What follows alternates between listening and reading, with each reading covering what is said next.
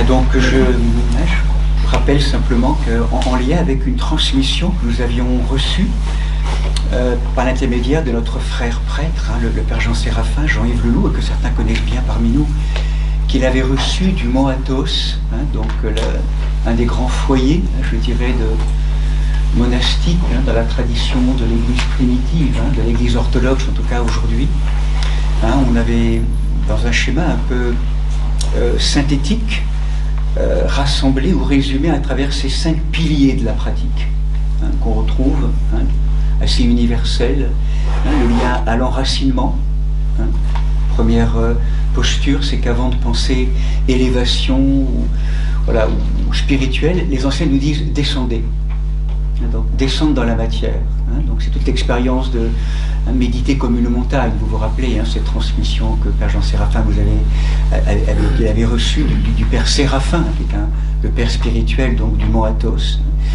Donc première pratique, c'est l'enracinement. Deuxième pilier, c'est un enracinement mais ouvert. Donc c'est l'orientation.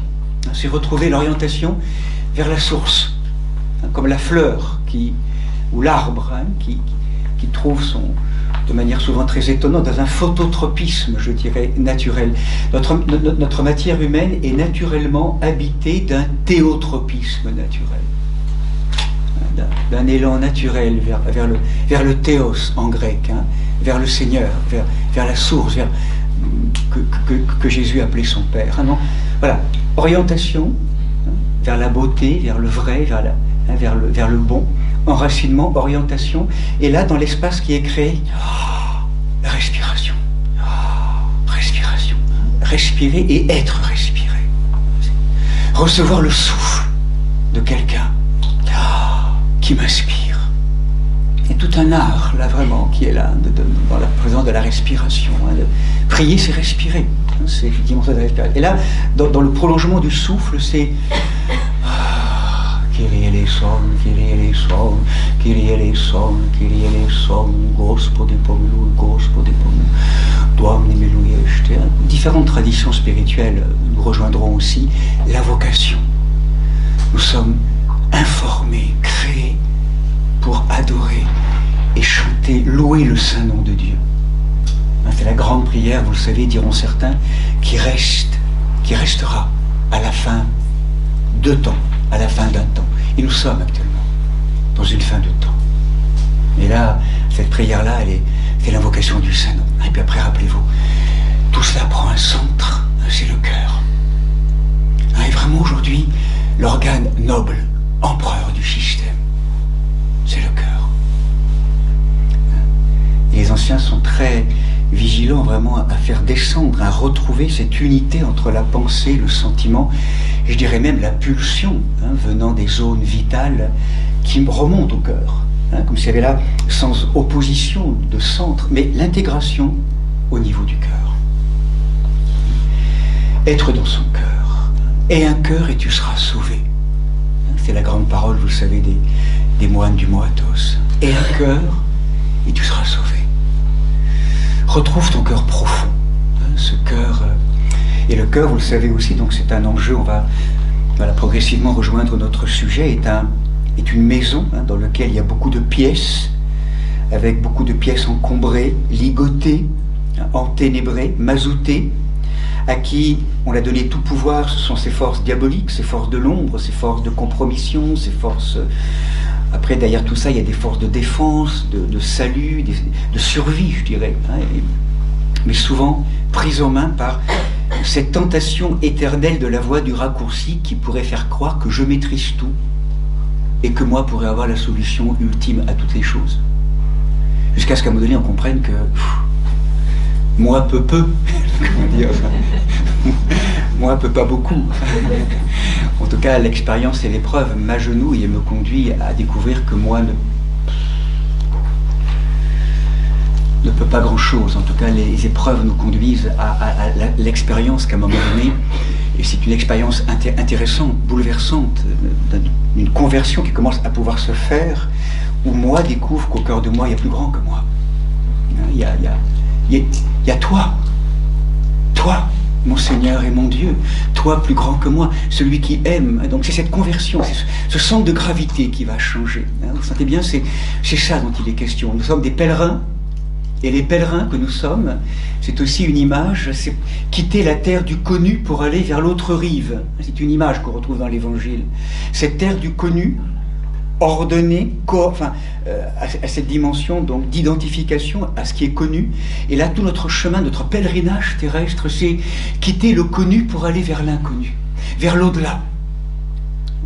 C'est vraiment cette condition d'être déplacé.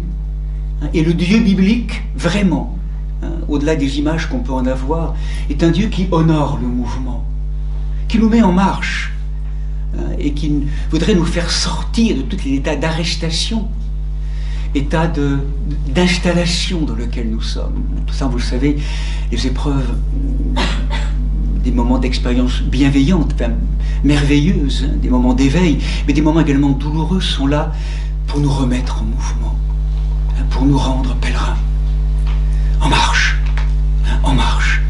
Et le grand archange des pèlerins, à côté de Raphaël, c'est justement Michael. Donc on va le rejoindre maintenant, Michael. Son nom, vous le savez, c'est une question. Qui est comme Dieu? Il va sans arrêt nous interroger, nous questionner. Il va sans arrêt interroger ces lieux de nous-mêmes qui auraient la prétention, par moments, de se prendre pour Dieu, de manière inconsciente, consciente.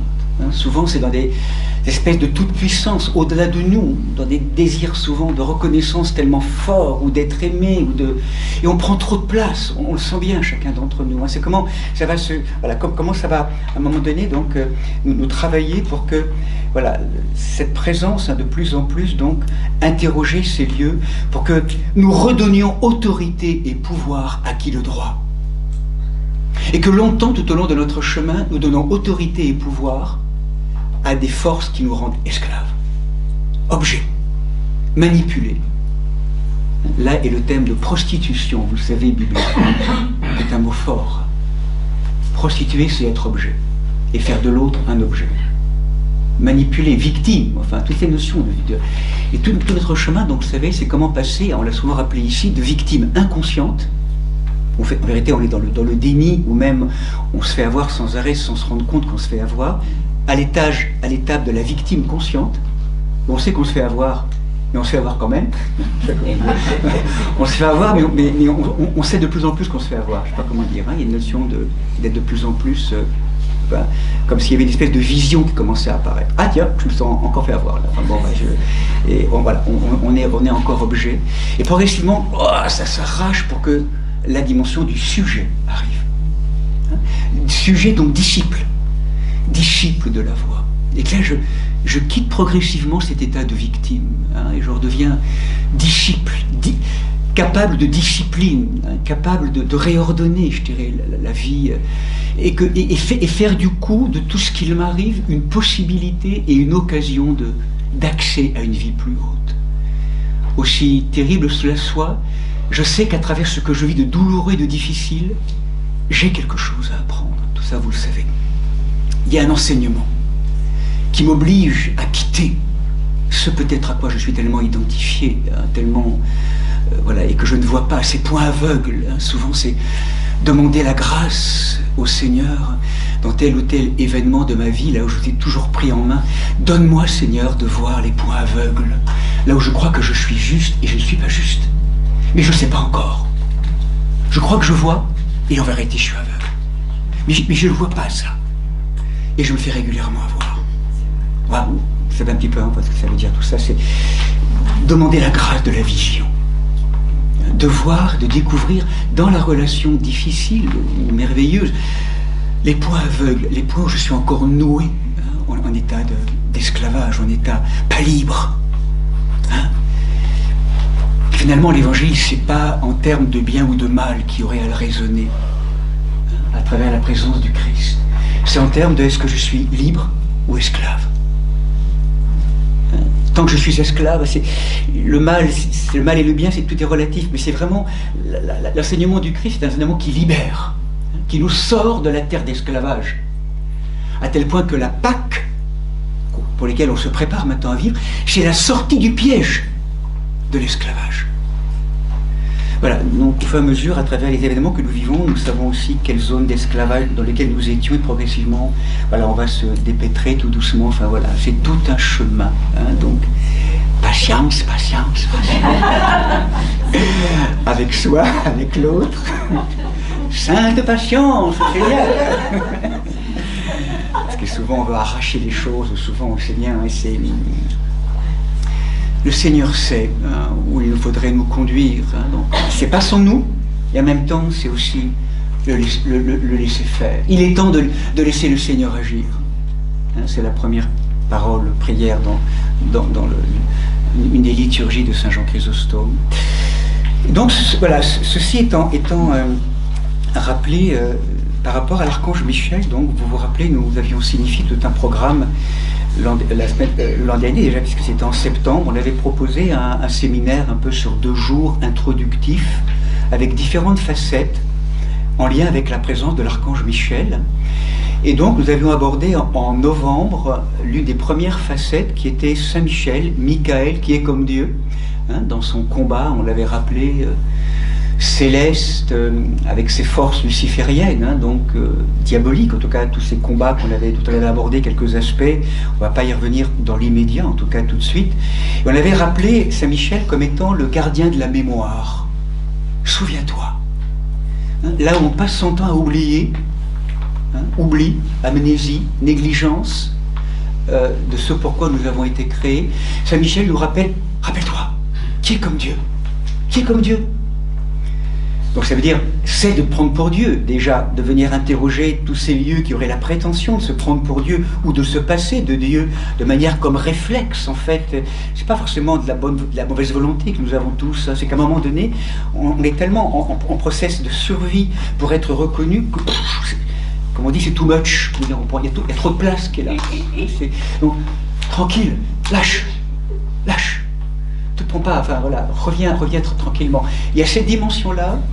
Et puis il y a aussi cette dimension donc, où vraiment Saint Michel va venir nous rappeler aussi qu'à travers ce qui est comme Dieu, une fois que les process, les constructions un peu de nos tours de protection, d'illusion, de prétention, de séduction, chacun d'entre nous, hein, ça se construit un peu comme ça, de manière... Encore une fois, c'est un process de survie, je dirais, par rapport à des manques d'amour, de blessures d'amour. Toutes ces constructions qui se sont faites transgénérationnellement aussi, bien sûr, que nous recevons, c'est comme si une fois qu'elles commencent à être un peu effritées ou à s'effondrer, et on vit actuellement ça dans le collectif de l'humanité actuellement. Hein, l'effondrement des tours, c'est ça en fait. Hein, l'effondrement de tous ces tours de prétention, en fait, les différents tours. Là, on commence à entendre que derrière cette question qui est comme Dieu, Saint Michel, en vérité, vient nous rejoindre.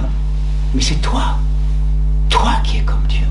C'est-à-dire, à partir du moment où tu vas laisser la place à Dieu dans ta vie et que tu vas le laisser te construire et reprendre en main ta vie en te déligotant, une fois que tu redonnes autorité et pouvoir acquis de droit à la présence de l'Esprit, tu vas le laisser véritablement faire et te défaire.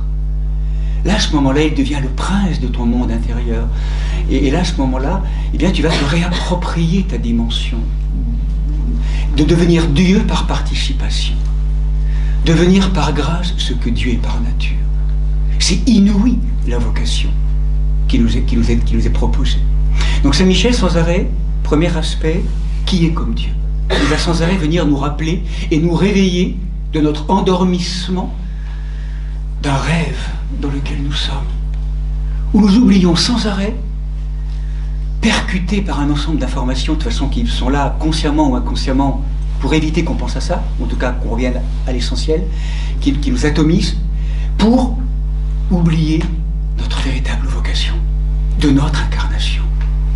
Nous sommes là pour ça, sœurs et frères, pour devenir saints. Ça va ?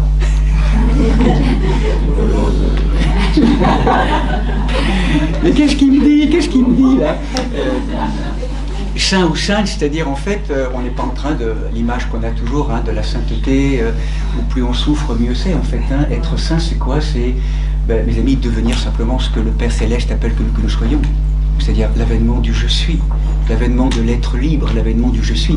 Sainteté, santé, c'est la même étymologie. Sainteté, santé retrouvée, kadosh, c'est être habité de cette autreté, je m'excuse pour le mot, c'est cette autreté qui fait que je sors simplement de la configuration ou de la logique, je dirais, psychophysique, psychologique, et je m'ouvre au nouveau, à la grâce de l'esprit. Là est l'homme nouveau.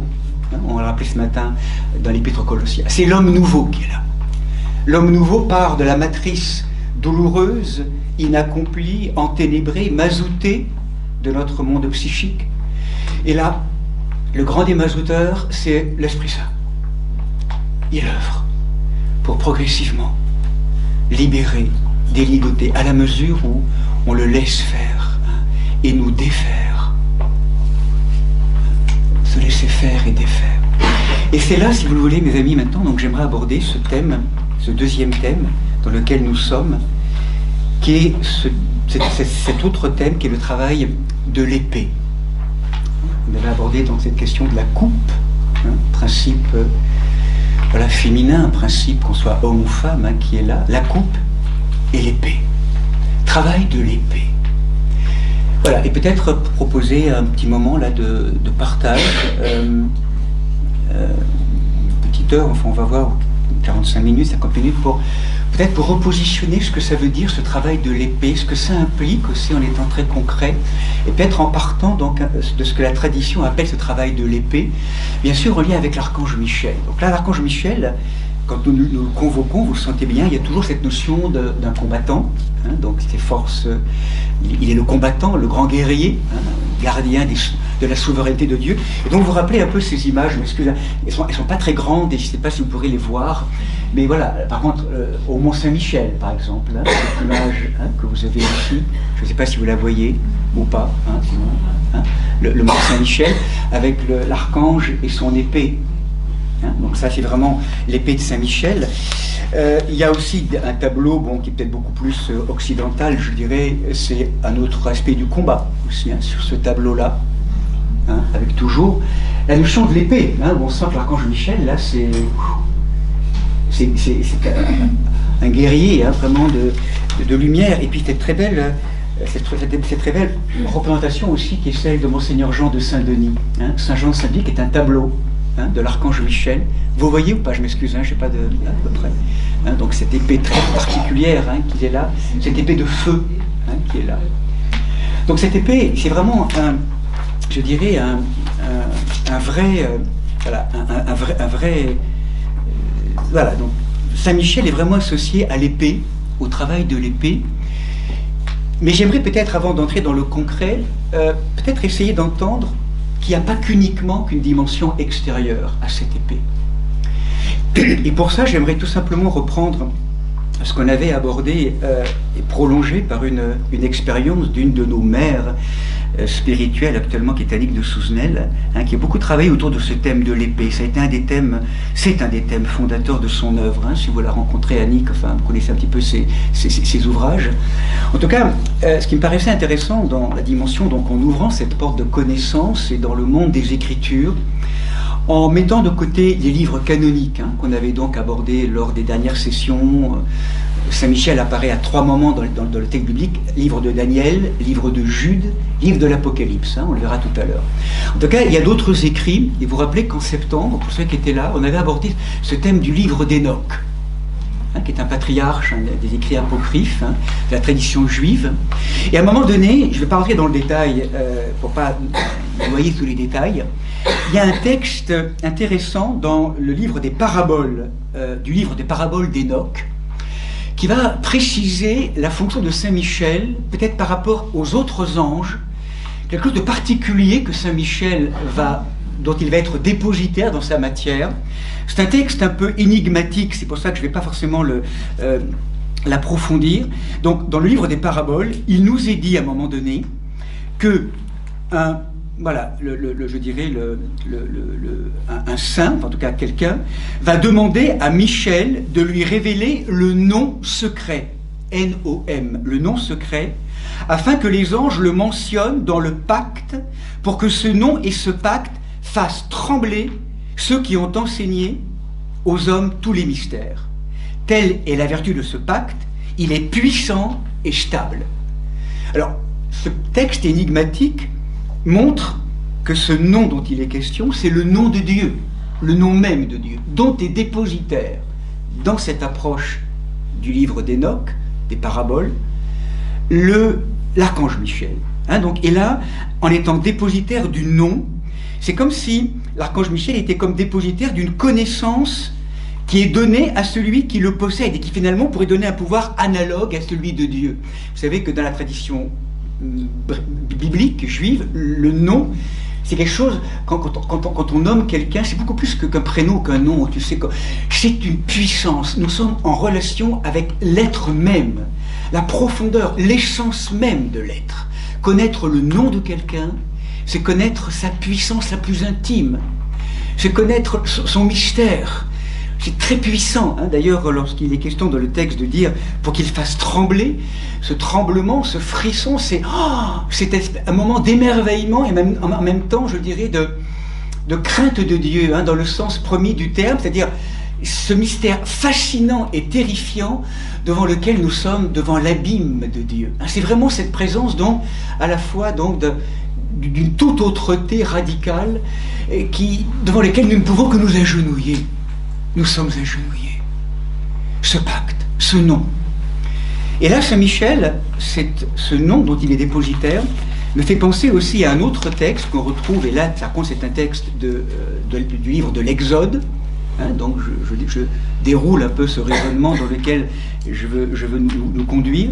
Il y a un autre texte, par contre canonique, livre de l'Exode, chapitre 23, qui est lui aussi en lien avec cette question du nom. Je vais un petit peu vous expliquer après pourquoi.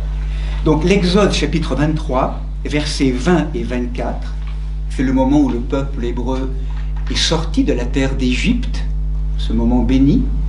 Il se retrouve dans le désert, en apprentissage, en initiation d'un compagnonnage divin. On a sorti de la terre d'esclavage, et maintenant on va vers une terre de liberté. Et donc c'est comment apprendre à nous relier et à marcher avec l'être, avec la présence. Et donc ce texte nous dit, voici que je vais envoyer un ange devant toi pour qu'il veille sur toi en chemin et te mène au lieu que je t'ai fixé. Il y a un ange qui nous accompagne. Alors là c'est aussi en lien avec le peuple hébreu à l'époque, c'est un ange collectif. Révère-le, écoute sa voix, ne lui sois pas rebelle, mon nom est en lui. Et si tu écoutes bien sa voix, et si tu fais ce que je dis, donc du coup toute ta marche va être ouverte. Et je vais donc ouvrir le chemin. Donc cette question, vous le sentez bien, de cette obéissance. Obéir, ob audire, c'est écouter, écoute-le bien. Obéissance, pas comme une espèce de quelque chose d'un peu servile et extérieur, c'est l'obéissance, c'est un acte d'écouter. La désobéissance, c'est une maladie des oreilles. On a oublié d'écouter, on n'écoute plus le verbe qui nous fonde, la présence.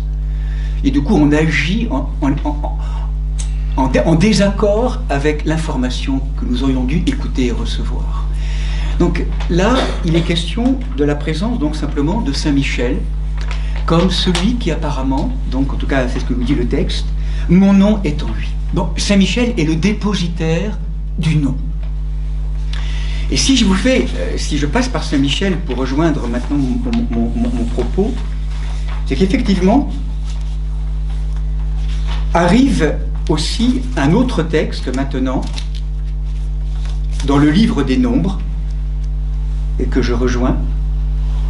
Ce moment où dans le chapitre 12 du livre des Nombres, donc on a gardé cette idée que Saint Michel est dépositaire du nom, et c'est lui qui va nous conduire maintenant vers ce texte, où on va découvrir qu'il y a un homme qui va être capable de discerner la forme de Dieu, cette forme mystérieuse.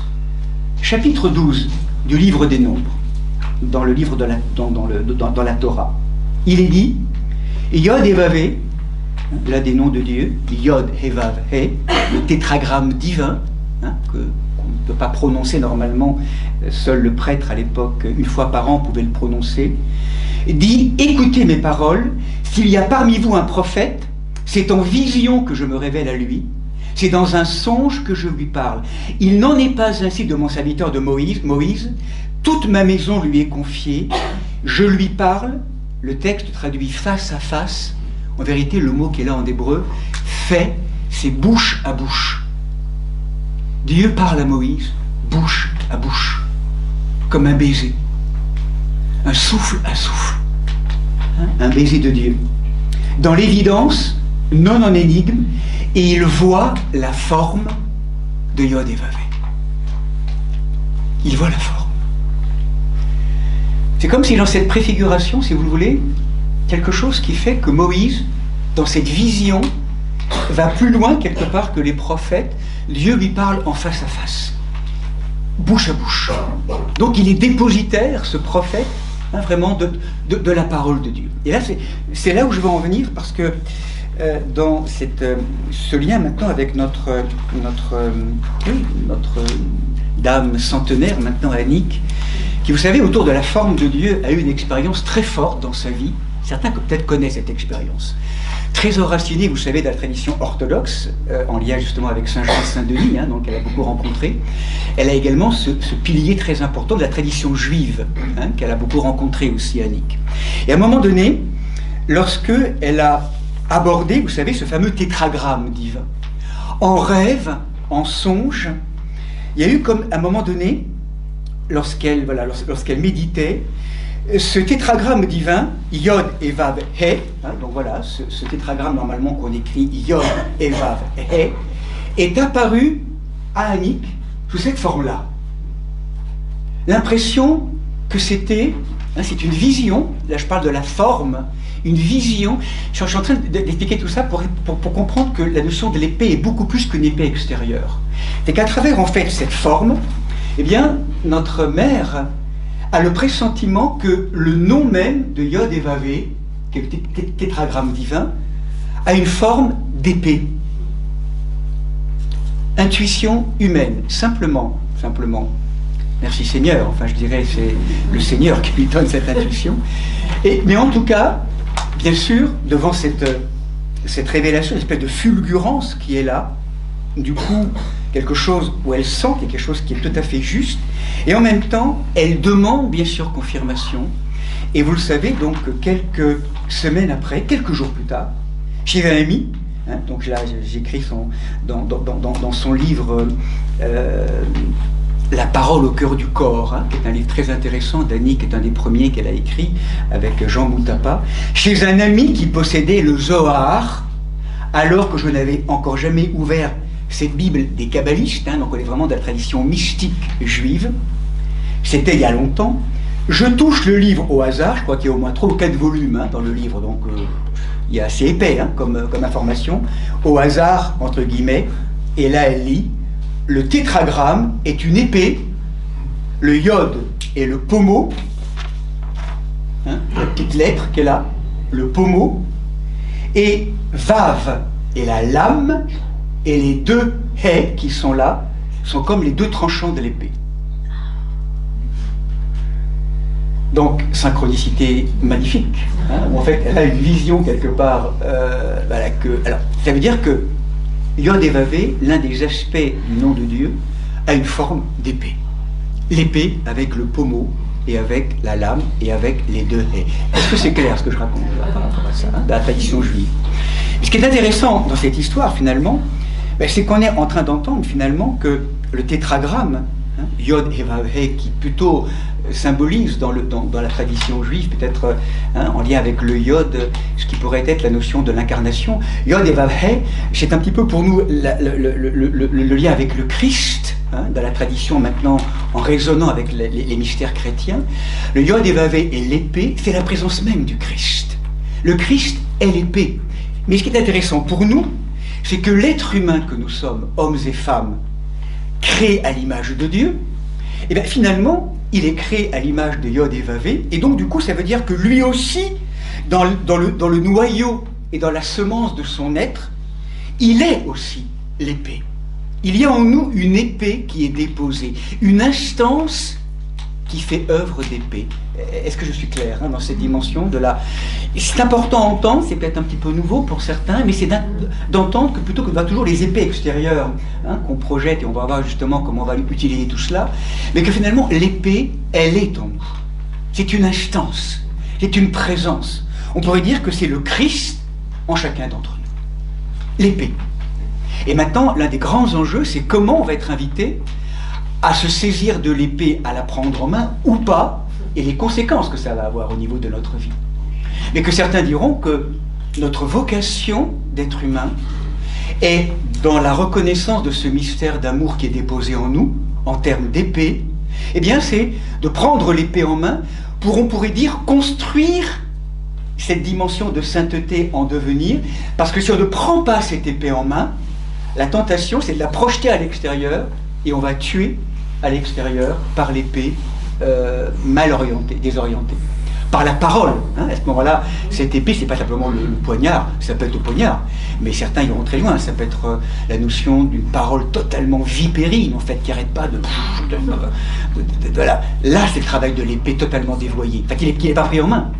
Certains iront de manière plus intime, toutes les notions je dirais, d'atomisation au niveau de l'éros, le sexe mal situé, pareil. Une épée qui pénètre n'importe... Enfin, tout... Enfin, sans conscience, en fait. Et en même temps, l'épée, lorsqu'elle est mal prise, elle peut se retourner contre nous aussi. Donc là, il y a vraiment de des logiques. Donc ce travail de l'épée, vous le sentez, il est très important. Donc moi, mon propos, c'est simplement de vous rappeler que cette épée, elle est déposée en chacun d'entre nous. C'est une épée sacrée. C'est vraiment une épée sacrée. Moi, à travers cette notion d'épée, je trouve qu'on retrouve même la notion, on pourrait dire, de chevalier. Chevalière, je ne sais pas si ça se dit chevalière, mais en tout cas, chevalier ou chevalière, la notion d'être adoubé vraiment par l'esprit pour prendre en main cette épée de manière juste, ajustée, cette épée, de manière plus... Et là, donc vraiment, donc on va maintenant plus concrètement, voilà, donc du coup, vous avez vu ce petit schéma, l'épée, donc avec le schéma derrière d'un poignard ou d'une épée que j'avais proposé lors d'une session, avec donc le pommeau, Yod, Vav, He. Ça, j'ai envie de dire, c'est une structure qui nous habite à l'intérieur. Et je crois qu'à un moment donné, nous sommes invités plus que jamais aujourd'hui à ne plus laisser cet instrument sans le maître que nous sommes, c'est-à-dire sinon on fait n'importe quoi avec cette épée, il n'y a aucune conscience. C'est de reprendre cette épée en main pour construire en nous le corps de gloire, le corps de santé, le corps de conscience, je ne sais pas comment expliquer ça. Est-ce que ça va avec ça, cette notion-là? Et donc, du coup, il me paraissait intéressant, peut-être simplement avant de rentrer dans trois passages, peut-être qui pourraient mieux nous concerner encore concrètement, c'est peut-être de vous rappeler que dans le mot de l'épée, je m'excuse, parce que du coup, j'ai pas mes petits papiers là, c'est ce mot qui est là, peu importe en hébreu, c'est le mot Erev. Et le mot Erev est intéressant, il y a 3 lettres hébraïques qu'on va faire tourner, comme c'est assez facile dans la langue hébraïque, pour trouver d'autres mots. Vous savez que le mot Erev donne le mot Horeb. Le mot Horeb sur lequel monte le prophète Élie, donc le mot Horeb. En tout cas, dans le mot Erev, associé à l'épée, il y a en hébreu, il faut le savoir, quelque chose de redoutable, comme s'il y avait quelque chose d'une énergie qui détruit, qui déconstruit, on pourrait dire même qui dessèche, qui dévaste.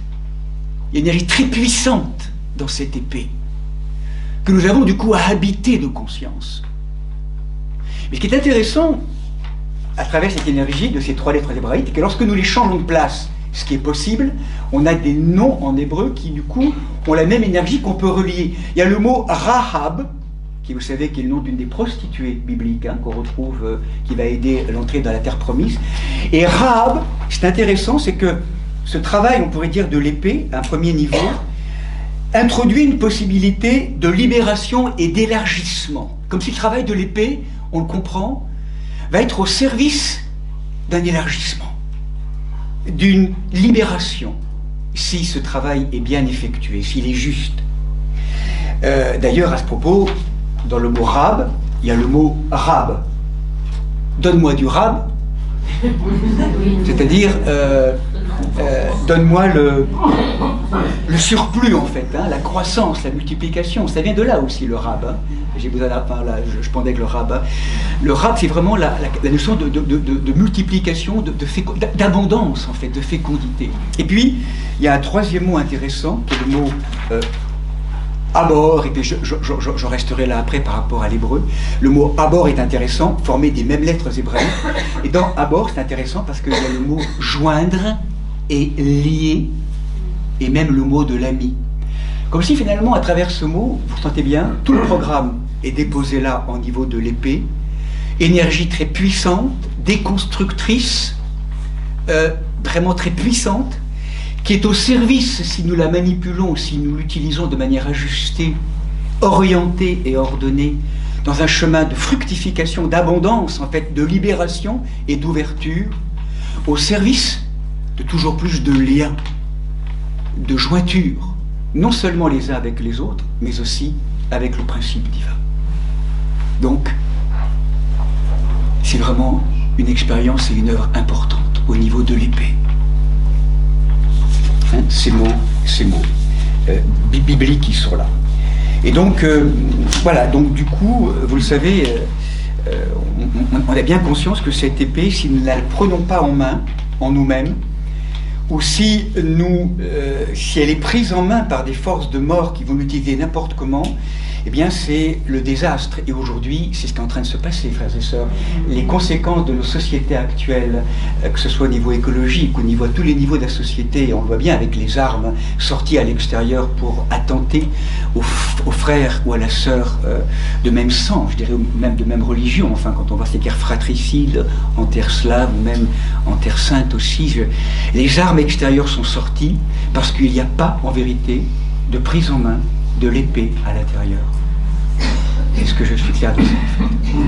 C'est-à-dire que tant qu'on ne prend pas cette épée, et on va voir ce que c'est que ce travail de l'épée à l'intérieur de nous, comment le construire, hein, on le sent bien, comment justement défaire et déconstruire tout ce à quoi on s'est identifié, comment travailler dans nos émotions ou dans les lieux d'attachement les plus intimes, là où nous sommes esclaves, dans des formes d'obsession, dans des formes de crispation, comment le travail de l'épée bien ordonné va libérer de l'espace et que finalement, avec cette très belle homélie qu'avait fait Saint Jean de Saint-Denis lors du carême, rappelez-vous, de mars en 1960, je dirais, s'il y a autant, enfin, toutes les disputes, les polémiques au niveau de la famille, au niveau dans des communautés, au niveau des sociétés, la cause de tout ça, c'est que nous ne faisons pas la guerre essentielle.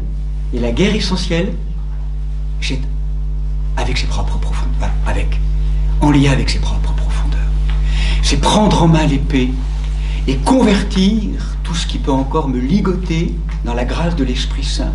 Travailler à cette libération, à ce démazoutage dans la grâce de l'Esprit. En vérité, c'est l'Esprit Saint qui fait le travail. Nous, on ouvre l'espace du mieux que nous pouvons. S'il n'y a pas ce travail-là, vous le savez, tout est projeté à l'extérieur.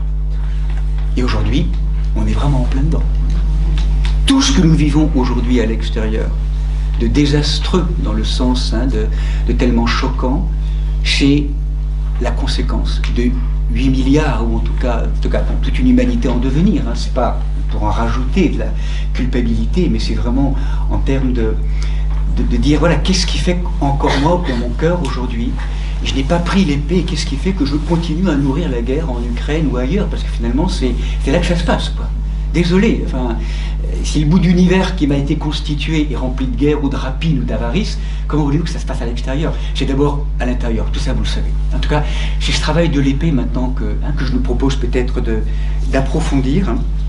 Donc, l'image de Saint Michel avec ses anges, travail de l'épée, et pas simplement en tant que épée extérieure, c'est d'aller secouer ou d'aller rejoindre dans le temps de Dieu ces lieux d'emprisonnement, ces lieux d'enfermement, ces lieux de non-pardon, de rancune, ces lieux d'attachement, qui sont bons, pourquoi pas au niveau humain, mais parfois qui peuvent être du coup des lieux d'esclavage, de manipulation.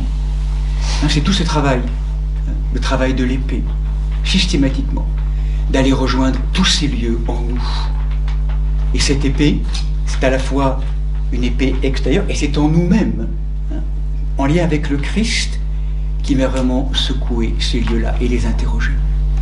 Et donc, ceci, ça s'est inscrit, donc maintenant, de manière plus claire. Est-ce que ça va jusque-là par rapport à... Hein, Bon, ça va? Oui. Hein, bon, vous le savez, hein, de toute façon, c'est un rappel, mais c'est vraiment ce... Et maintenant, moi, j'aimerais peut-être, en fonction du travail de michaélien, peut-être de vous ramener, en fait, à trois passages bibliques qui me paraissent intéressants, vraiment, dans le cadre du travail, justement, que nous avons à vivre aujourd'hui, ce travail de ce travail de différenciation, ce travail de discernement aussi. Voilà, trois moments dans le Premier Testament, dans l'Évangile, et on conclura avec le livre de l'Apocalypse. Comment ça peut nous rejoindre dans nos histoires intérieures, et en particulier, peut-être rejoindre ce texte très connu, vous savez, qui s'appelle le sacrifice d'Abraham. Hein, ce moment, donc, où en fait, c'est le chapitre 22, hein, donc, de la Genèse. Je vous rappelle ce texte, hein, parce qu'il est intéressant et souvent très, très interrogeant aujourd'hui pour chacun d'entre nous. Hein, vous vous rappelez, donc après les différents événements qui ont eu lieu, il arriva que Dieu éprouva Abraham et lui dit « Abraham ». Et il répondit « Me voici ». Dieu dit « Prends ton fils, ton unique, que tu chéris, hein, Isaac, et va-t'en au pays de Moria.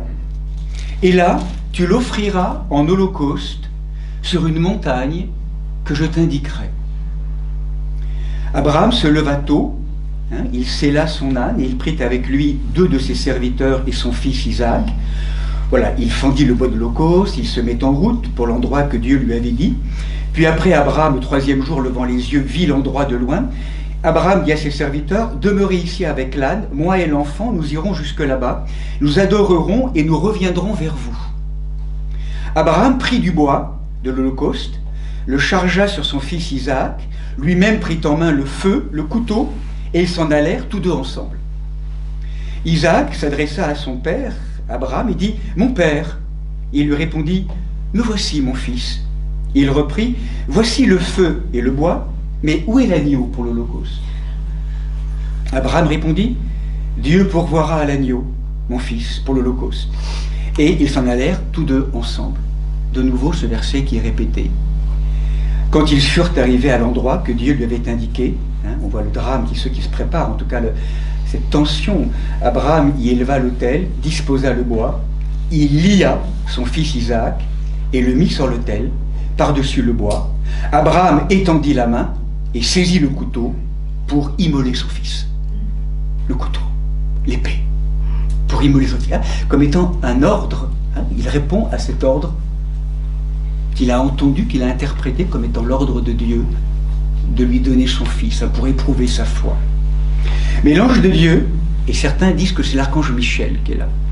C'est pas nommé dans le texte biblique, mais dans certaines approches des pères, certaines exégèses, une tradition juive aussi, certains parlent de la présence de l'archange Michel, qui l'appelle du ciel et qui dit « Abraham, Abraham !» Et il répondit « Me voici !»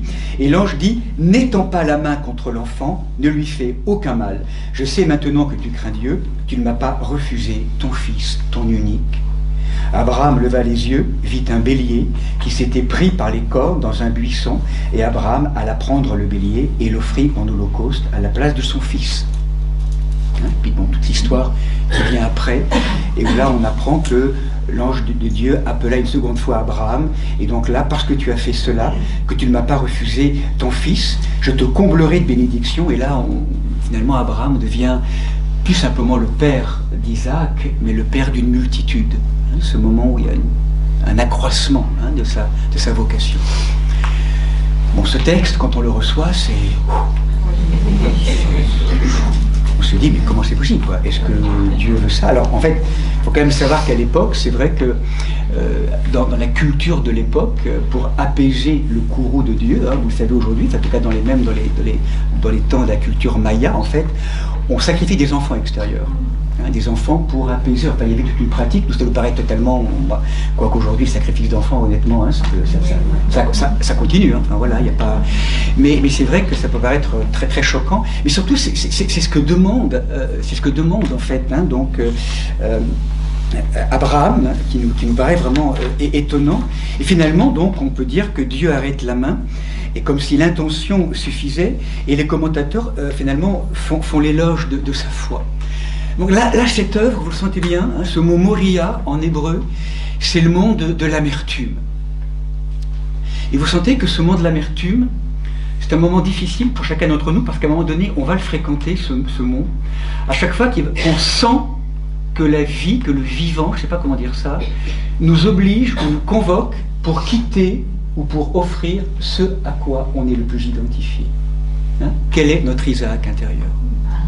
Parce que finalement, entre Abraham et Isaac, on va le découvrir, c'est une relation passionnelle qu'il y a en tout cas, et que finalement, on le sent bien, ce qui se joue là, c'est une vraie question d'interroger toutes nos relations, où finalement, par amour, on peut aussi être enchaînés et esclaves les uns les autres. Hein, je ne sais pas si ça vous parle, en tout cas dans la notion, quelles que soient après les harmoniques relationnelles. Simplement un petit bémol par rapport à ce texte, donc classiquement traduit avec la Bible de Jérusalem.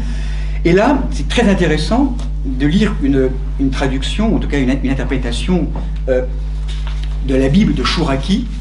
Et de manière étonnante, on découvre qu'à aucun moment dans le texte biblique grec et hébreu, aucun mot qui veuille littéralement dire sacrifier, immoler ou en holocauste. Là, c'est impressionnant. En fait, c'est Abraham qui interprète l'expérience de Dieu. En fait, le mot qui est là, l'expression qui est là, vous le vérifierez en hébreu, c'est André Chouraki qui traduit très très bien. En fait, donc, va vers toi. Donc on sent qu'il y a vraiment une invitation à Abraham de faire un pas de plus dans le pèlerinage pour aller toujours plus vers de la sobriété. Et il dit, va vers toi en terre de Moria, et là, monte-le en montée. Il n'a jamais été dit de l'offrir en holocauste. Intéressant, hein? En fait, le texte hébreu ne parle absolument pas de sacrifice ou d'holocauste, de tuer l'enfant. En fait, c'est l'imaginaire d'Abraham qui va l'interpréter à travers la dimension religieuse qui était la sienne à l'époque. En fait, ce qu'il lui demandait, c'est de monter en montée, de rendre à Dieu ce qu'est Dieu. Alors, on sent bien que c'est difficile, parce qu'en vérité, il a aussi à élever et à monter, en n'oubliant pas tout le travail intérieur qu'Abraham va être invité à faire, là où il prend l'épée, et où il va être invité, dans cette dimension intérieure, je dirais à déligoter, ou en tout cas à dépioter son lien avec son fils, qui est encore trop son fils à lui. C'est un fils qu'il a encore trop peur de perdre. Et que là, ces deux hommes qui montent, qui sont reliés l'un avec l'autre par des relations tellement légitimes, Isaac est le fils promis, chéri, aimé, tellement attendu de ce couple stérile, longtemps stérile, qu'étaient Abraham et Sarah. Et voilà qu'aujourd'hui, Abraham, il lui est demandé de lâcher son fils aimé pour le déligoter. Hein, et que lorsqu'il redescend de la montagne de Moria, apparemment rien n'a changé extérieurement, et pourtant intérieurement tout a changé. Parce que Isaac est le fils rendu à la vie. Il est libéré.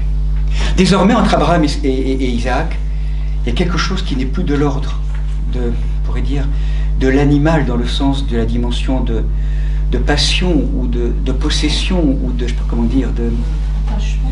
Oui, d'attachement, c'est ça, merci. En fait, c'est le détachement. C'est le travail du détachement. Le travail de la différenciation, du détachement.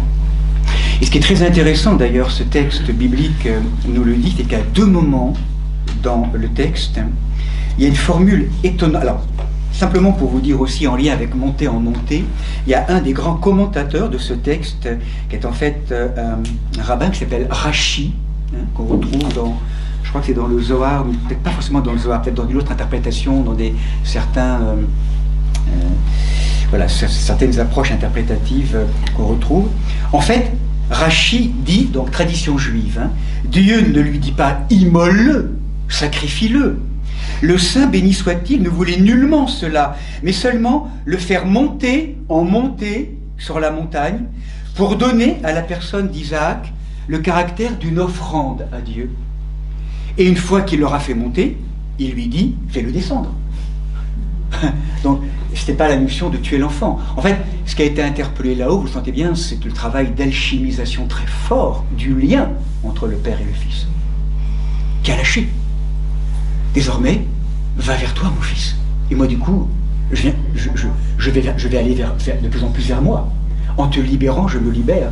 Et donc, le travail de l'épée a déconstruit quelque chose, a dépioté quelque chose, pour du coup grandir en termes d'accomplissement et d'espace vocationnel. Et ce qui est intéressant dans ce texte aussi, c'est que à deux moments, donc c'est intéressant, dans le texte biblique, ils vont tous les deux unis. Vous vérifierez, donc peu importe après les traductions, mais ils marchent tous les deux ensemble, et à quelques versets d'écart, de nouveau, ils vont les deux unis. Alors pourquoi le dire deux fois, ça? Dans le texte biblique, vous savez, quand il y a deux expressions qui viennent à quelques versets, c'est comme si ça vient frapper et refrapper à la même porte. Le texte nous dit quelque chose, ça clignote. Et alors, du coup, quand on s'approche de ce texte, d'un point de vue analytique, on pourrait dire, ils vont littéralement, en hébreu, eux deux, un. On se dit, waouh, quelle relation admirable d'un père et d'un fils. Est-ce que c'est vraiment ça? En fait, le problème, c'est qu'ils sont mélangés. C'est mélangé. Il n'y a pas de liberté, en fait. Ils sont liés. Et tout le en fait, ils ne sont pas déliés. Et tout le travail va faire que du un, uni et confus, ils vont faire un travail d'individuation au sommet de la montagne, un travail de différenciation, un travail de déligotage, un travail véritablement de séparation, parce que s'il n'y a pas cette séparation, moi j'aime beaucoup dans le texte du Cantique des Cantiques comment ce mot Moria, qui est un mot que fréquente la bien-aimée dans le couple, on retrouve toujours ça à un moment donné, dans nos relations de couple, ou de relations fraternelles, de relations communautaires, de relations parentales, parents-enfants, le moment où effectivement, tant qu'il y a de la confusion, tant qu'il y a trop peur de perdre, tant qu'il y a trop... Il y a beaucoup d'emprise dans nos relations, de peur, d'emprise, de vouloir que, à tout prix que, même si on dit, bon, tu fais comme tu veux, mais en même temps, je pense pas moins. Enfin bon, on crée quand même pas mal de choses qui fait que, où est véritablement la liberté? Eh bien, le travail qui nous est demandé ici au Mont Moria est énorme. C'est quitter tous ces espaces confusionnels, de mélange, qui va nous conduire au travail d'exclusion aussi parfois, qui est complètement fou, qui fait qu'on est tellement différents que, voilà, c'est plus possible d'être ensemble, donc du coup on se sépare. En fait non, il y a toi, il y a moi, et entre toi et moi, il y a un grand troisième qui est là, et on va faire du nous. Il y a de l'alliance possible. Et ça, passer du type relationnel, du deux, confus ou exclusion, ou confusion, au modèle paradigmatique du trois, il y a toi, moi, et on fait du nous, dans le modèle trinitaire, c'est le nouveau modèle, c'est le modèle du monde nouveau, sœurs et frères. C'est le modèle trinitaire. Et ça, pour qu'il y ait cela, il faut passer par le travail de différenciation, aussi douloureux soit-il, de séparation. Et ça, c'est l'œuvre du travail de l'épée, un des aspects. Tous ces lieux, et souvent dans nos expériences humaines, dans nos épreuves, dans nos douleurs, il y a quelque chose de cet ordre-là qui se joue. Dans la relation aux ancêtres, dans la relation à nous-mêmes, dans la relation à tout un ensemble, je dirais, de nos histoires, il y a un lieu de séparation, de différenciation.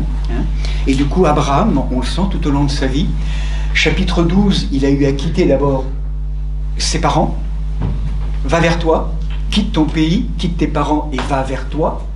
Premier, va vers toi. Ensuite, mine de rien, à travers le changement de prénom, au début, rappelez-vous, c'est Abraham. Il devient Abraham.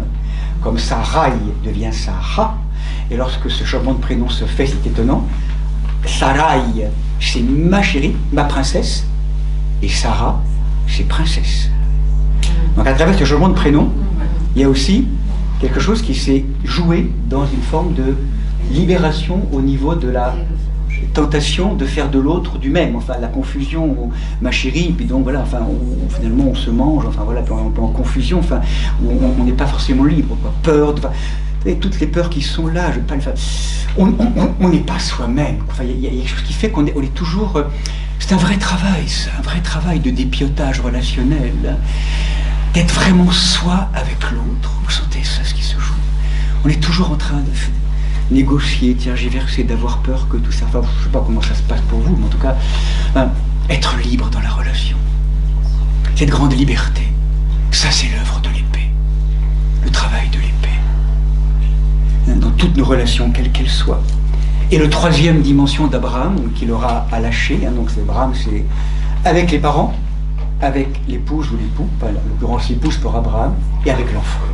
Toutes les harmoniques relationnelles sont concernées. Et du coup, Abraham, hein, donc, et là, il passe de la possession à l'alliance. L'alliance, c'est vraiment l'alliance retrouvée. Nous sommes créés pour l'alliance. N'oublions jamais. Nous sommes créés pour l'alliance. C'est le premier mot de la Bible, Bereshit. Brit Esh, alliance de feu. Créé pour l'alliance avec le principe divin. Créé pour l'alliance entre nous. Et lorsqu'il y a alliance, il ne peut pas y avoir confusion ou exclusion. Il y a toi, il y a moi, et il y a un tiers entre toi et moi, qui fait qu'entre toi et moi, même si on est totalement différents, ça va devenir vivable et possible parce que c'est la place de l'Esprit Saint qui est là. Je te comprends pas, là il y a un lieu où je te comprends pas, mais c'est pas grave. Ça ne m'empêche pas d'être avec toi, parce qu'entre toi et moi, il y a une instance dans laquelle nous pouvons nous déposer qui va faire que ça sera vivable et possible, enfin, je dirais, qu'on puisse se rencontrer. Ça, c'est vraiment l'enjeu. Hein. Et là, aujourd'hui, enfin, voilà, on est dans des contextes de guerre au niveau du collectif de l'humanité, au niveau d'un discours ambiant aussi, enfin, qui ne nourrit absolument pas ça aujourd'hui. Ça va, hein, c'est cette dimension. Alors, on posera quelques questions, si vous voulez, à la fin. On va simplement prolonger maintenant cette question. Donc voilà, ça c'est vraiment un moment important, hein, dans cette dimension. Parce que là, avec Saint-Michel et le travail de l'épée, on touche vraiment à ce grand travail du discernement, de la différenciation et de la sortie. Moi, j'aime beaucoup ce qu'il y a un livre que je vous ai souvent, enfin, dont je vous ai parfois parlé ici. J'avais été touché il y a quelques années par le livre d'un psychanalyste qui s'appelle Jean-Pierre Lebrun, qui avait écrit qui s'appelle Les couleurs de l'inceste.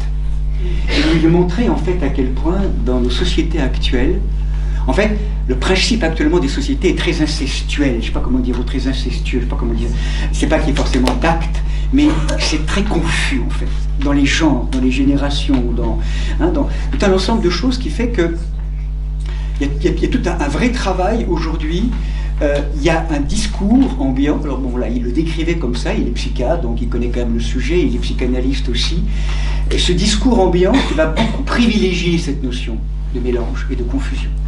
Et du coup, quand il y a une parole d'autorité, qui est la parole du père en fait, hein, normalement symbolique, régulièrement, elle est dégommée. Tant mieux aussi parce que forcément, il y a une autorité en termes d'autorité qui est vraiment à revoir aujourd'hui. En termes d'autorité, peut-être aussi, comment on pourrait dire, collégiale, enfin, je ne sais pas, comme une sorte d'autorité, mais s'il n'y a pas, à un moment donné, un principe symbolique père qui remet de l'ordre, ça va à volo, en fait. Dans toute forme d'association ou de structure. Il y a vraiment besoin d'avoir vraiment cette notion de gouvernance partagée. Hein, on parle aujourd'hui en termes de cette notion d'autorité. Hein, et à qui on donne autorité? Retrouver cette juste autorité. Une autorité, rappelez-vous, qui à la fois recadre, reverticalise, et l'autorité aussi qui autorise. Ça, c'est intéressant, je trouve. L'autorité bénissante, qui n'est pas castratrice, comme elle a pu l'être beaucoup, la dimension peut-être parfois de nos symboles. C'est une autorité à la fois qui recadre, qui sécurise, hein, je dirais, qui réordonne à l'intérieur. Et l'amour est ordre, nous rappelle, je dirais, les textes. L'amour est ordre. Et dans cet ordre, il y a en même temps une autorisation, une bénédiction. Va vers toi, accomplis-toi, fructifie. Hein, la parole de la source, hein, vraiment. Voilà, donc c'est tout le process, ça manque de nuances, hein, très clairement, je reconnais, sans doute dans ma parole, à travers la dimension sociétale, mais en même temps, c'est vraiment ce travail de l'épée, hein, qui est là à travers... voilà. Et donc, dans la continuité, hein, vous allez voir, c'est un petit peu le... C'est pas très... Enfin, la suite... bon, il y aurait beaucoup de choses à dire, hein, sur ce thème. Déjà avec Abraham, c'est déjà une histoire très féconde. Et puis rappelez-vous, maintenant dans le Nouveau Testament, je tourne les pages du texte biblique. Maintenant, il y aurait sans doute beaucoup d'événements encore à approfondir. Mais il arrive à un moment aussi très important que vous connaissez, qui est immense. Et là aussi, parfois, qui grince, hein, quand on reçoit ça dans les oreilles, parfois. Donc c'est Matthieu chapitre 10. Verset 34, lorsque le Christ dit, à un moment donné, donc, n'allez pas croire que je sois venu apporter la paix sur la terre. Hein, vous vous rappelez? Je ne suis pas venu apporter la paix, mais l'épée. Te revoilà, te revoilà. Oui, je suis venu séparer l'homme de son père, la fille de sa mère, la belle-fille de sa belle-mère. On aura pour ennemi les gens de la maison, de sa propre maison. Qui aime son père ou sa mère plus que moi n'est pas digne de moi. Qui aime son fils ou sa fille plus que moi, plus que je suis, n'est pas digne de moi. Qui ne se charge pas de sa croix et ne me suit pas n'est pas digne de moi. Qui aura assuré sa vie la perdra, et qui perdra sa vie à cause de moi l'assurera. Bon, ça aussi, hein, quand on reçoit ça, il faut... prendre de la hauteur, et en tout cas je suis là, je suis pas venu amener la paix, et c'est vrai, hein, je crois que le Christ, je pense, nous rend le service de ne pas nous donner le poisson tout frais, il nous donne la canne à pêche en fait, hein, pour prendre le poisson, parce que sinon on devient trop dépendant, hein, des poissons. La pêche, c'est pas cette paix conditionnelle non plus, c'est pas cette paix psychique dans laquelle nous sommes souvent invités que nous recherchons, ces paix conditionnelles. En fait, je suis venu amener l'épée. L'épée, justement, pour vous interroger, pour vous questionner, pour vous faire sortir de vos sécurités, de vos conforts. Et l'épée aussi, peut-être, pour vous inviter à sortir des guerres froides qui évitent le conflit, en fait. Enfin, comment dire? Vous savez, ces guerres, en fait, ces conflits, en fait, où on est en guerre, en fait, très très clairement, avec quelqu'un, mais rien ne se dit. Je sais pas comment dire. Il n'y a surtout pas de conflit. L'évitement du conflit. L'évitement du face-à-face, justement, du cœur à cœur, pour que ça bouge, hein, pour qu'on puisse en faire un chemin. Et c'est souvent des guerres froides, des guerres congelées, en fait, qui fait que, année après année, ça ne bouge plus, quoi, en fait. Ça se congèle dans la relation. L'épée vient ici vraiment nous interroger, mais si tu sais que quelqu'un a quelque chose contre toi, dépose ton offrande et va te réconcilier avec ton frère et ta sœur, et reviens reprendre l'offrande. Du mieux que nous pouvons, ne pas laisser de côté des êtres qui seraient en guerre potentielle, en rancune ou en colère. Nous, on peut faire le chemin après à l'autre de décider ou pas de suivre, hein, après ça lui appartient. Mais en tout cas, au moins, cette notion que le Seigneur nous oblige à la paix. Et là, le travail de l'épée, vous le sentez, on revient à cela. Hein. Je suis venu séparer l'homme de son père, la fille de sa mère. C'est quoi encore ça? La séparation. Différenciation. Je suis invité, je suis venu vous apprendre à vous aimer les uns les autres tel que je vous aime. Et tel que je vous aime, c'est pas simplement quelque chose d'émotif ou sentimental, c'est une liberté entre vous. À travers le travail de l'épée, quand je parle de séparation, c'est pas de tout quitter et de partir à l'autre bout du monde et de ne plus être en relation avec. C'est simplement de dépioter tout ce qui peut faire qu'entre vous, c'est pas clair. Ça pègue. Pas comment dire ça. C'est comme ça qu'on dit en provençal, hein, ça pègue, ça colle, ça. C'est pas libre, ça négocie, c'est pas comment dire, c'est. Alors il faut bien sûr un peu négocier, bien sûr de temps en temps quand même. Enfin, c'est évident, mais vous sentez, il y a des lieux d'attachement, des lieux d'attachement. Et la proposition, c'est pas d'aimer moins, c'est d'aimer mieux, avec de la liberté. Qu'on quitte cet état d'esclavage, finalement au bout du compte, qui peut parfois nous relier les uns les autres, on objective, on se manipule, par rapport à ces amours parfois un peu qui n'ont peut-être pas été assez clarifiés, pour devenir sujet. C'est la rencontre de deux sujets qui sont là. C'est l'avènement du sujet. Ce travail de séparation, il est au service de l'avènement du sujet. Que désormais, la rencontre soit entre deux sujets.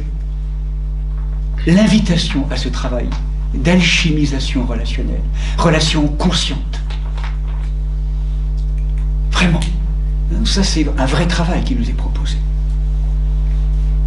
Donc, et là, du coup, lorsque le Christ dit « Qui aura assuré sa vie la perdra, et qui perdra sa vie à cause de moi l'assurera », en fait, derrière le mot « vie », le mot grec qui est là, c'est le mot « psyché », psychologie. Celui qui veut garder son état psychique tel qu'il est aujourd'hui, qui ne veut pas lâcher, ne trouvera pas la vie éternelle. Je dirais, perdra la vie.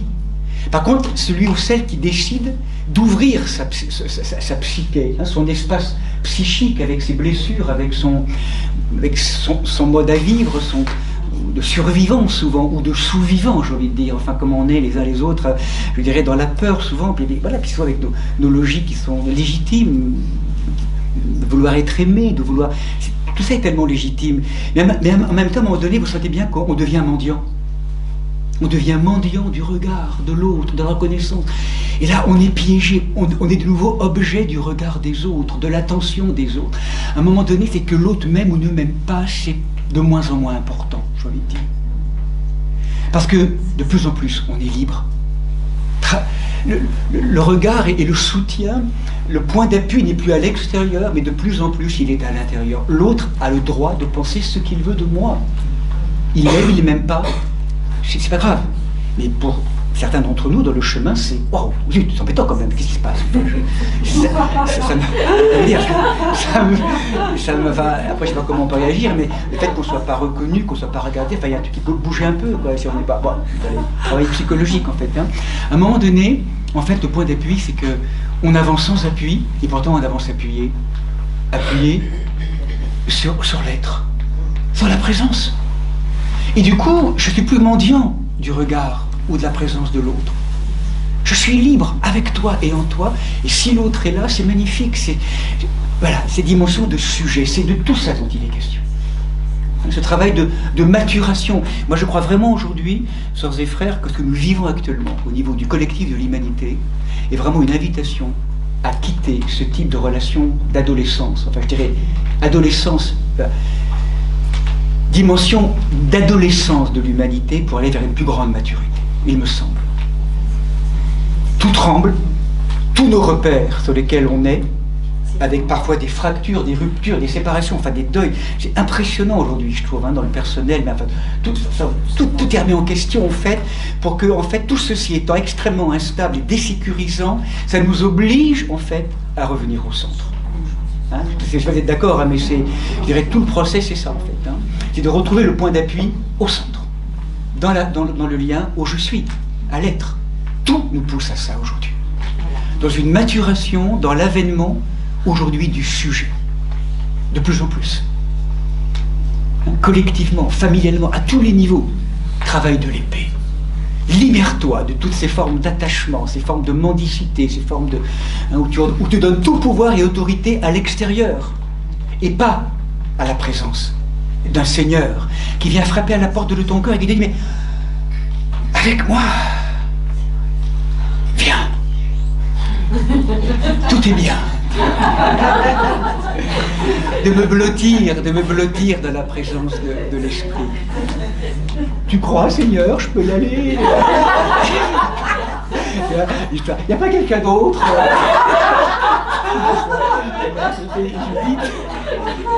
Il n'y a pas quelqu'un d'autre? Non, c'est l'enjeu dans la relation. On est toujours dans les logiques d'évitement. Donc ça, c'est vraiment un des thèmes qu'on pouvait aussi aborder à travers. Et puis le troisième thème peut-être, sur lequel on clôture, mais c'est aussi un thème immensément connu, c'est... Alors, il y a quand même aussi Saint Paul. Je passe quand même, en tournant les pages, par Saint Paul, l'un des grands combattants du Seigneur. Vous vous rappelez justement dans le combat spirituel en lien avec Saint Michel, je fais référence au chapitre 6 Éphésiens. Pour finir, armez-vous de force dans le Seigneur, chapitre 6 des Épîtres aux Éphésiens. Revêtez l'armure de Dieu pour être en état de tenir face aux manœuvres du diable. Ce n'est pas à l'homme que nous sommes affrontés, mais aux autorités, aux pouvoirs, aux dominateurs de ce monde de ténèbres, aux esprits du mal qui sont dans les cieux. Et ça, c'est une des grandes paroles que me rappellera aussi Saint Jean de Saint-Denis. Attention de ne pas donner trop d'importance aussi aujourd'hui aux figures un peu charismatiques, aux organisations qui auraient la prétention de mener le monde à travers leur mauvais souffle.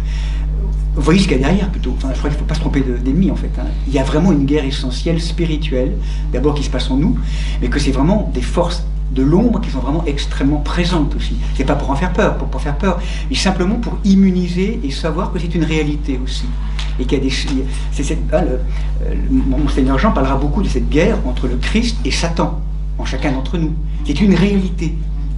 Il n'y a pas à donner tout pouvoir, certainement pas au Satan, mais l'une des grandes stratégies, vous savez, diaboliques actuellement, c'est que, pour beaucoup, il n'existe plus. Et là, c'est le top pour lui. Parce qu'il agit incognito. On croit qu'on est libre, on est piégé dans beaucoup d'aspects. Il marche incognito. C'est pour ça que c'est pas pour en ramener, pour dire oh, Satan, mais c'est une réalité. Et que vraiment, il n'y a pas non plus justement à donner tout pouvoir. Il est le prince de ce monde. Sa vocation est vraiment de mettre des pots de banane perpétuellement parce qu'il ne veut pas de la déification de l'homme. Il ne nous veut pas dans notre vocation. C'est une réalité. Ça prendra différentes formes après, avec des blessures psychiques qui vont donc prendre et être le lit souvent de cela. Mais il y a une réalité qui est là aussi, qui fait que c'est le combat du Christ et de Saint-Michel dans ces lieux-là, par rapport à ces forces-là. Et il est là aussi, comme adversaire, nécessaire, si nous lui donnons sa juste place, pour que nous puissions, en le rencontrant, redonner autorité encore plus forte à la présence du Seigneur, du Christ. Vous savez ce que je veux dire là? C'est pas... Annie fait vraiment la différence intéressante entre ces deux aspects. Il est l'ennemi. Il devient l'ennemi si on lui laisse toute la place et croyant être libre, on est totalement manipulé et emporté par lui, puis même parfois terrifiant, enfin manipulé par lui, on voit rien et on est sans arrêt l'objet de ces forces d'enténèbrement. Et en même temps, pourquoi on est balayé par là? C'est qu'on ne donne aucune autorité à la présence de Dieu. Parce que, en fait, on n'a pas assez la foi et on ne demande pas assez l'aide de Dieu et on donne trop d'autorité et tout pouvoir à ces forces-là. Donc la question maintenant, c'est lorsque nous rencontrons ces forces-là, c'est de les rencontrer, de voir qu'elles sont là. Elles nous montrent d'ailleurs souvent la dimension ombrageuse de notre être qu'on va avoir à transformer. Mais on ne veut plus se laisser être objet de ça en redonnant tout pouvoir à la présence de Dieu. Autrement dit, la rencontre avec le Satan, si on le repose comme adversaire, il est un point d'appui pour nous inviter à encore plus croire au Seigneur. Est-ce que je suis clair dans mon propos? C'est ça sa fonction en fait. Et du coup, il faut qu'on arrive à bien voir et à bien être positionné dans le combat. Donc là, c'est pour ça que ça se passe aussi en nous, donc d'arriver à bien se positionner. Saisissez donc l'armure de Dieu, afin qu'au jour mauvais, vous puissiez résister et demeurer debout, ayant tout mis en œuvre. Debout donc. Saint Paul, diront certains, quand on est un petit peu en baisse, en dépression, et quand on désespère du christianisme, Saint Paul c'est le vitamineur du christianisme. C'est une expression d'un théologien contemporain.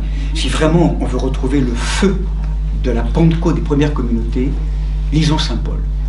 On va d'ailleurs commencer des enseignements sur Saint Paul à partir dans 2 semaines. Debout donc, à la taille, la vérité pour ceinturon, avec la justice pour cuirasse, comme chaussure aux pieds, l'élan pour annoncer l'évangile de la paix. Prenez surtout le bouclier de la foi, il vous permettra d'éteindre tous les projectiles enflammés du malin. Et ensuite, recevez le casque du salut et l'épée de l'esprit, le glaive de l'esprit, c'est-à-dire la parole de Dieu. Le glaive. Et j'aimerais terminer par cette vision que certains connaissent peut-être, cette dernière image que je vous montre, le Christ qui apparaît en gloire avec un épée, vous avez vu, qui traverse sa bouche. Je ne sais pas si vous la voyez. En fait, c'est l'épée qu'on retrouve dans le livre de l'Apocalypse. Et donc je conclus maintenant par le livre de l'Apocalypse. Et tout le travail du livre de l'Apocalypse, finalement, c'est le travail de l'épée que nous sommes en train de vivre aujourd'hui. Je ne sais pas si vous avez vu, c'est une tapisserie de l'école d'Angers, à Angers, une très belle tapisserie, c'est tout en couleur, je n'ai pas pu le faire en couleur, mais et où là arrive donc, dernier aspect de tout le chemin, un petit peu long, je m'excuse, mais de pouvoir terminer le chemin maintenant par cette dernière approche, c'est livre de l'Apocalypse, Apocalypsis, donc dernier livre du texte biblique, qu'on appelle aussi révélation, ou dévoilement, lever des voiles.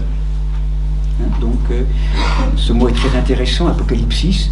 Et à un moment donné, donc, dans le chapitre premier, arrive une vision du Fils de l'homme.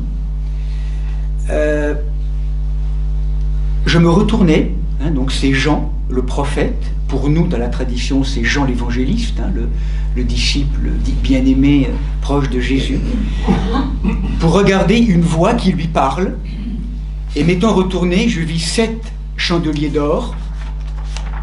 C'est la vision. Au milieu des chandeliers, quelqu'un qui semblait comme un fils d'homme. Il était vêtu d'une longue robe. Une ceinture d'or lui serrait la poitrine. Sa tête et ses cheveux étaient blancs comme neige. Comme laine blanche, comme neige, et ses yeux étaient comme une flamme ardente. Ses pieds semblaient d'un bronze précieux, purifié au creuset, et sa voix était comme la voix des océans. Dans sa main droite, il tenait 7 étoiles, et de sa bouche sortait un glaive acéré à 2 tranchants. Son visage resplendissait tel le soleil dans tout son éclat. Et bien de nouveau, associé au Christ, l'épée, le glaive.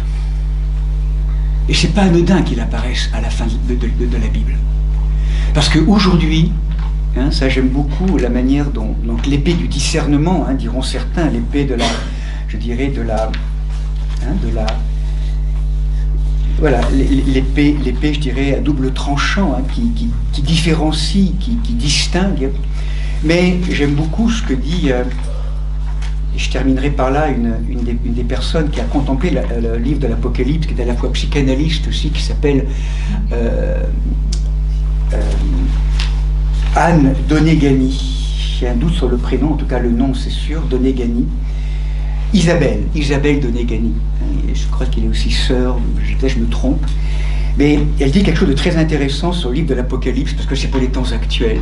Derrière tout cela, on dit que le livre de l'Apocalypse dénoue peu à peu, en plusieurs scénarios, ce que l'histoire humaine appréhende comme un vaste champ inorganisé où s'entremêlent passion, terreur, pulsion et avidité de toute espèce. Et là, elle dit, c'est très intéressant, sur le sens de ce livre de l'Apocalypse, parce que c'est ce qui se passe actuellement, aujourd'hui. Passant et repassant sur les nœuds de toute une perversion, où sexe, argent et pouvoir sont dévoyés de leur vocation première, passant et repassant sur les nœuds de telles perversions, Jésus-Christ passe, dans ce livre-là, comme le glaive d'une parole vive qui va venir éclairer et manifester tous ces lieux d'ambiguïté actuellement, et qui permet du coup de mettre en lumière tout ce que nous pressentions qui était là, qui circulait à bas bruit, et qu'aujourd'hui, à travers le pire et le meilleur de l'humanité, s'est révélé au jour. Et ça, s'est révélé au jour, parce que s'approche de plus en plus de nous la mise en lumière, le travail de l'épée, qui vient à la jointure nous inviter maintenant à regarder, à voir, dans les profondeurs de toutes les matières créées, collectives, mais aussi personnelles, et communautaires, et relationnelles. Moi j'ai la sensation, je ne sais pas pour vous, mais qu'on a de moins en moins, je dirais, la possibilité de négocier, je ne sais pas comment dire. C'est clair. Enfin, je sais pas, il y a un moment donné aussi. Aujourd'hui, on a de moins en moins le choix, en fait. Il y a l'évidence d'une clarté, enfin, d'une remise à niveau, comme si on était invité à aller ouvrir tous les tiroirs, je dirais, de l'inconscient et de toutes nos histoires sombres ou ténébreuses, pour mettre de la clarté, d'archiver, de clarifier, de remettre de l'ordre partout, en fait, dans tous les domaines. Hein, je pense que c'est un peu comme ça qu'on pourrait le signifier. Et donc ce travail d'émondage, hein, ce travail d'émondage qui fait qu'encore une fois, l'épée, hein, cette épée telle que nous la vivons, n'est pas une épée, si on la prend en main, qui va être une épée pour aller tuer l'ennemi, hein, à travers l'infidèle extérieur, à travers des guerres saintes extérieures totalement incomprises et violentes. L'épée, elle est là pour dénouer les nœuds de l'ego. Pour passer de l'amour du moi, moi, à l'amour de l'autre et du Seigneur. Ça se déligote. Et c'est le travail de l'épée. Le travail qui détricote, se laisser faire et défaire. Voilà, Seigneur, pour vraiment que je puisse apprendre à aimer. Parce que c'est ça, en fait. Apprendre à aimer comme tu as aimé. Pas apprendre à aimer simplement comme nous aimons, voilà, nos familles, déjà très bien. Mais apprendre à aimer de cet agapé divin. C'est le commandement que tu nous laisses. Ce travail de l'amour. Et là, au passage, hein, dans tout ce travail, on pourrait également, simplement comme un écho, plonger dans un livre que certains connaissent bien, qui est le dialogue avec l'ange aussi.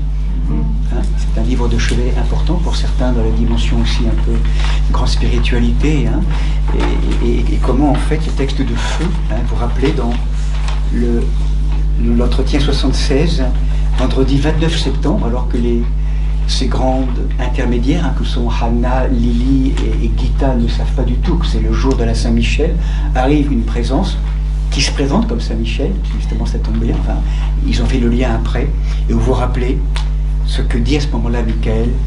Michael, ta balance donne le poids, ton glaive tranche, et ce qui était vivant trouve la vie, ce qui était mort meurt.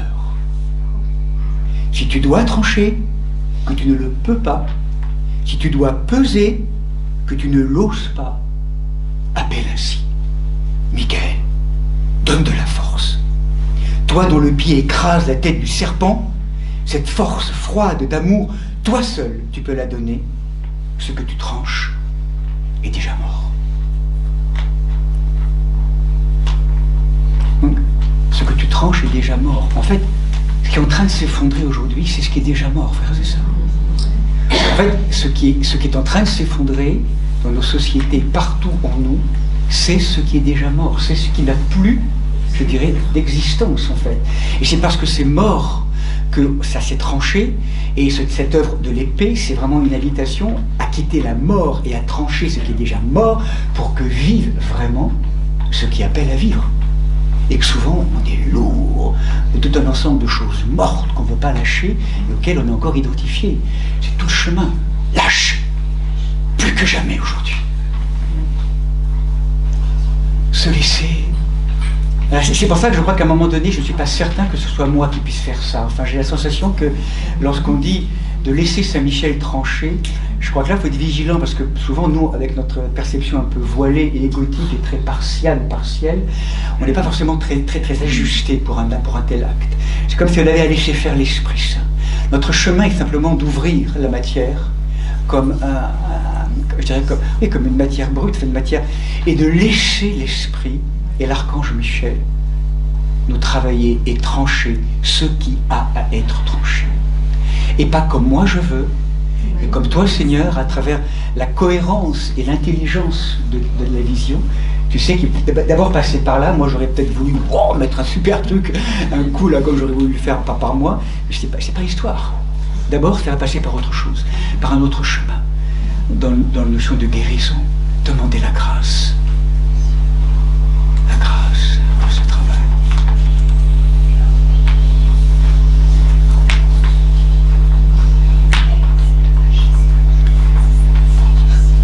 Je finirai par une petite sentence d'un jeune saint que j'ai eu la chance d'aller voir à Assise, en tout cas, en tout cas son corps, parce que il est aujourd'hui déposé dans une des basiliques près de la basilique de Sainte-Claire d'Assise, donc je crois que ça s'appelle la Grande Major, mais je suis plus certain maintenant.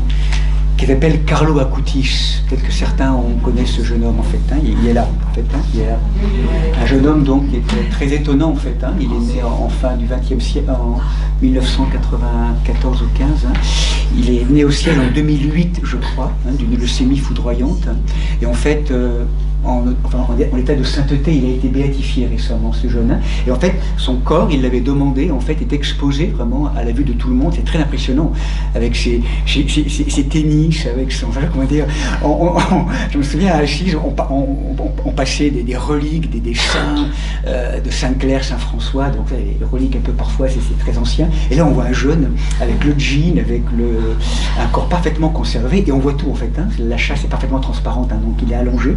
Le corps a été, le visage a été un tout petit peu remanié, mais il est allongé en fait, complètement, avec habillé en mode basketteur, enfin impressionnant. Alors on l'appelait le geek du Seigneur. Donc j'ai appris, pendant très longtemps j'ai dit geek, jusqu'à ce qu'à un moment donné on dise c'est geek, soit à la page, donc il était très très féru d'internet. Et en fait, c'est un témoignage bouleversant, ce garçon, en fait. Donc, il a été, à l'âge de 8 ans, il a fait sa première communion. Et entre 8 ans et 15 ans, il a pas raté, en fait, une Eucharistie, chaque jour. L'Eucharistie, il disait, c'était l'autoroute pour lui qui le menait au royaume. Et je terminerai par ça, parce qu'il y a une parole très intéressante pour moi, qui est très édifiante pour les temps actuels. Très, très forte, cette parole, je trouve. Il lui dit la chose suivante. Parce qu'en lien avec le travail de l'épée, la sanctification n'est pas un processus, ou déification, n'est pas un processus par addition et par soustraction.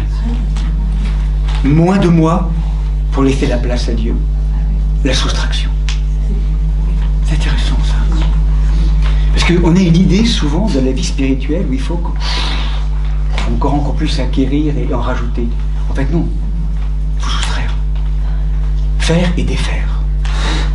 C'est intéressant, je trouve, comme chemin, c'est que moi diminue pour que toi tu puisses apparaître. Et là, vous savez bien, on est vraiment à l'opposé de tous les process à un niveau donné intéressant, mais toutes les démesures de ce qu'on appelle l'intelligence artificielle aujourd'hui, l'intelligence artificielle, toute la création, où là c'est l'homme augmenté en fait, par addition perpétuelle en fait. On voit de plus en plus cette... Là, c'est l'opposé. C'est contre-intuitif. C'est contre-intuitif. Qu'est-ce qu'il y a? C'est contre-intuitif. Oui, absolument. Et là, on est vraiment dans quelque chose qui est complètement opposé. C'est pas l'homme augmenté, en fait, l'histoire. C'est l'homme qui consent à la soustraction dans ce travail de l'épée. Et c'est l'homme transfiguré, en fait, qui appelle vraiment à advenir. Et là, c'est vraiment, pour chacun d'entre nous, un lieu de haute résistance, de ne pas lâcher là-dessus. Vraiment. Du mieux qu'on peut, bien sûr, parce que voilà, mais vraiment là il y a cette participation à ce lieu de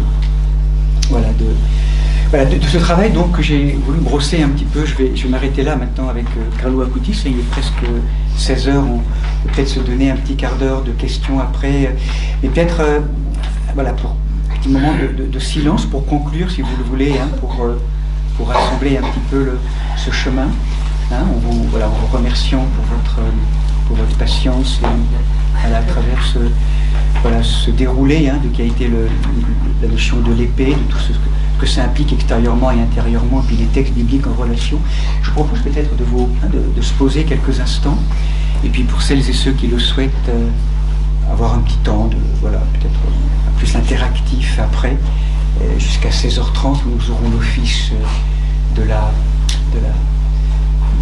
l'onction, de l'intercession. Donc, peut-être simplement de laisser décanter